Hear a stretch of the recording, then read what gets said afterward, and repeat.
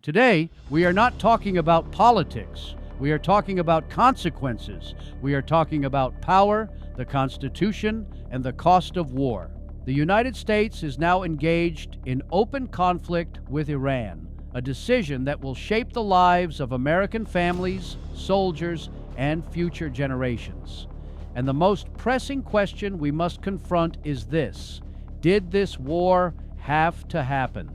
War is not a campaign slogan. It is not a headline. It is not a strategy for political leverage. War is blood. War is funerals. War is folded flags handed to grieving mothers. War is cities on high alert and children overseas caught in crossfire. And once it begins, it does not ask for permission to escalate. The Constitution of the United States is clear, and the power to declare war rests with Congress. That principle exists for one reason: so that no single leader can unilaterally send Americans into battle without accountability. When that process is ignored or bypassed, it is not just procedure that is violated, it is the foundation of our democracy.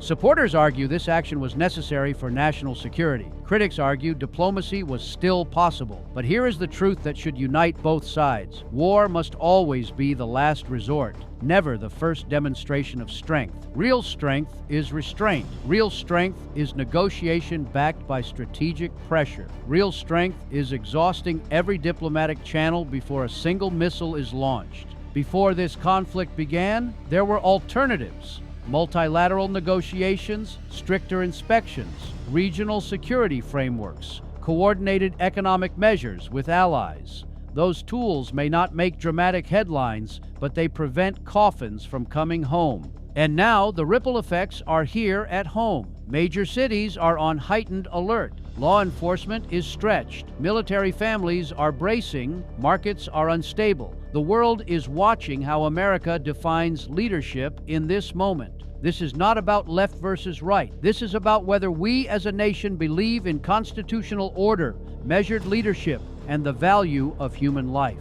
When American lives are placed in harm's way, that decision must carry the full weight of congressional debate and public accountability. That is not weakness. That is democracy. If this war expands, history will not judge it based on political messaging.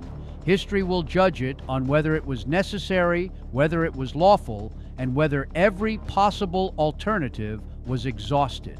The question is no longer just why this started. The question now is, how do we prevent it from spiraling further? How do we bring it back under constitutional oversight? How do we push for de-escalation before more lives are lost? Because once the smoke clears, what remains is not rhetoric. What remains is the human cost.